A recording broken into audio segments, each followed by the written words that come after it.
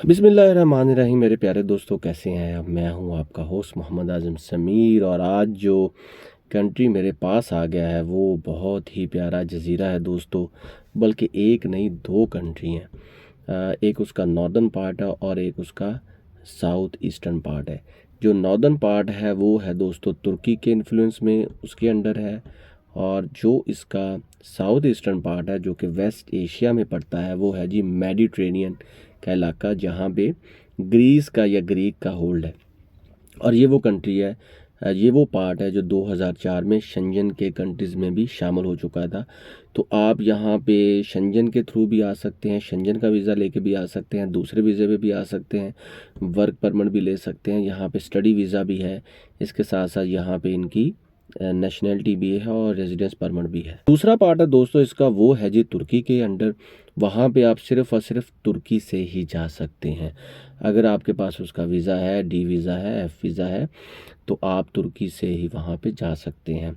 अब हम बात करते हैं कि ये कंट्री कैसा है। कंट्री बहुत पुरअमन है, एजुकेशन पे बहुत ही आगे है, और इसकी जियोग्राफ़ी बहुत ही अमेजिंग है। और इसके आसपास में लेबनान है, इजिप्ट का भी कुछ पार्ट है, तुर्की है, ग्रीस है, और बैरूत इसके आसपास है। और ये वो इलाका है जहाँ पे इस्लाम भी है, क्रिश्चियनिटी भी है। और इसका जो नॉर्दर्न पार्ट है वहाँ पे 2 लाख से ज़्यादा मुसलमान हैं। और दोस्तों यहाँ पे नेक लोगों की कब्रें भी हैं और वर्ल्ड हेरिटेज साइट्स भी हैं। और सबसे बड़ी बात ये कि 10,000 बीसी से लेकर 2000 बीसी, यानी कि आज से 1200-1400 साल पहले, 12-14 हज़ार साल पहले के आसार भी यहाँ पे मिले हैं। अगर हम दोस्तों बात करें इसके वीज़ा की, तो इसका सबसे आसान जो वे है वो है शेंजन वीज़ा। याद रखें, ये शेंजन कंट्री को करता है जी एक्सेप्ट, और ये 2004 में हो गया था उसमें ऐड। तो आप किसी भी कंट्री का वीज़ा अप्लाई करके, फॉर एग्जांपल जर्मनी का, पुर्तगाल का, या किसी भी कंट्री का वीज़ा लेके, तो अगर आपके पास शेंजन वीज़ा है तो आप इजीली यहाँ पे एंटर हो सकते हैं बगैर किसी क्वेश्चंस के। दूसरा हाल इसका ये होता है कि आपके पास वैलिड पासपोर्ट हो, उसके अलावा आपके पास कंफर्म होटल रिटर्न टिकट हो इसी कंट्री की, और बुकिंग हो, या यहाँ से आपको इनविटेशन लेटर आया हो किसी इदारे की तरफ से या किसी इंडिविजुअल की तरफ से, आपके जानने वाले की तरफ से। तो वो सारी चीज़ें लेकर आप इसको अप्लाई कर सकते हैं। इसका स्टिकर वीज़ा होता है, याद रखिएगा। तो वो वीज़ा लेके भी आप जा सकते हैं, लेकिन वो आपको तुर्की के अंडर ही रह के जाना पड़ेगा। तो वो नॉर्दर्न साइप्रस का इलाका है, उसको तुर्किश सैप्रोट बोलते हैं। जो साउथ ईस्ट का इलाका है उसको ग्रीस सैप्रोट बोलते हैं। तो यहाँ पे ग्रीक और तुर्किश लैंग्वेज बोली जाती है, लेकिन इंग्लिश भी समझते हैं। अगर हम बस इसके बात करें दोस्तों वर्क परमिट की, तो अगर आपको यहाँ पे 20-22 हज़ार यूरो की कोई जॉब मिल जाती है तो वो आपके वर्क परमिट पे भी कन्वर्ट हो जाती है। और अगर आप यहाँ पे कोई इन्वेस्टमेंट करते हैं, कोई 3 लाख या 3.5 लाख यूरो की, वहाँ पे कुछ भी ख़रीद लेते हैं, कोई इंस्टीट्यूशन बना लेते हैं, विला बना लेते हैं, या कुछ ऐसी चीज़ ख़रीद लेते हैं जिससे इन्वेस्टमेंट होती है, आप अपने कुछ वहाँ पे लड़के रख लेते हैं, वर्कर रख लेते हैं, तो आपको इसका 5-7 साल के अंदर पासपोर्ट भी मिल जाएगा।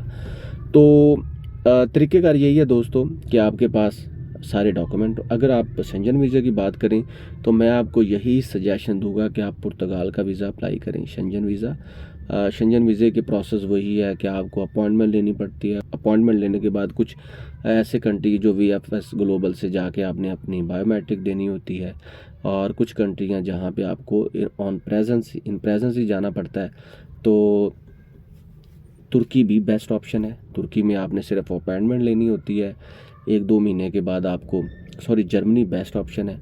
जर्मनी में आपको अपॉइंटमेंट लेनी होती है, 1-2 महीने के बाद अपॉइंटमेंट मिल जाती है। फिर आपने अपनी हेल्थ इंश्योरेंस लेके, अपने तमाम डॉक्यूमेंट्स लेके, कंफर्म रिटर्न टिकट लेके, उसके अलावा होटल बुकिंग लेके, और वैलिड पासपोर्ट के साथ जब आप जर्मनी जाते हैं, उसकी एम्बेसी में जाते हैं, आपका इंटरव्यू होता है, 90 यूरो आप देते हैं और आपको 15 दिन के अंदर अंदर वीज़ा मिल जाता है और उसी वीज़े की बेस पे आप साइप्रस चले जाएं। जर्मनी के वीज़े के अलावा भी दोस्तों आप वहाँ पे जा सकते हैं। अगर आप तुर्की में जाते हैं वहाँ से आप इसका डी वीज़ा अप्लाई करें, एफ़ वीज़ा अप्लाई करें।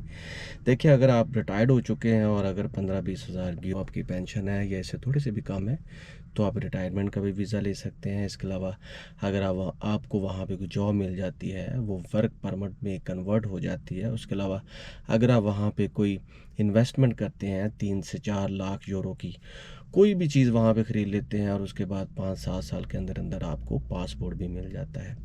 तो ये तमाम इन्फॉर्मेशन है, कंसल्टेंसी से बेस्ड तमाम इन्फॉर्मेशन है जो कि मैंने आपको दी हैं। क्या वहाँ पे कैसे जा सकते हैं, कैसे वीज़ा अप्लाई कर सकते हैं। इनसे मोस्ट प्रॉबेबली सबसे इजी वे यही है कि आप अगर शेंजन वीज़ा पे जाते हैं तो आप तुर्की वाला जो है नॉर्थ साइप्रस, वहाँ पे आपको बहुत टेंशन होगी तो वहाँ पे नहीं जा सकते। और अगर आप नॉर्थ साइप्रस में तुर्की की तरफ से आते हैं तो फिर आप साउथ ईस्ट वाला जो साइप्रस है जो कि ग्रीस से यानी कि यूनान के अंडर आता है, तो फिर आपके लिए वहाँ पे दाखिला मुश्किल हो जाएगा। तो इस सिलसिले में आप अपना प्लान करें, टूर प्लान बनाएं, अपना पासपोर्ट ठीक बनाएं, आपके पास आइल्स हो, टॉफल हो। अगर आप किसी इदारे की तरफ से जाते हैं, स्कॉलरशिप पे जाते हैं, इरास्मस मंडस के स्कॉलरशिप पे जाते हैं, फिर तो आपके लिए बहुत ईजी है। या आप वहाँ पे करते हैं इन्वेस्टमेंट तो फिर भी आपके लिए बहुत ईजी है। लेकिन अगर आप जाते हैं वहाँ पे वर्क परमिट पे या जॉब के लिए जाते हैं तो फिर आपको इन चीज़ों का ख्याल रखना पड़ेगा कि आप नॉर्थ साइप्रस में जाना चाहते हैं या साउथ ईस्ट वाले साइप्रस में। तो आज की वीडियो का अख्ताम होता है दोस्तों, यहीं पे मिलेंगे हम न्यू कंट्री नई वीज़ा इंफॉर्मेशन के साथ। तब तक के लिए मुझे दे इजाज़त, अपना रखें ख्याल, अल्लाह हाफिज़।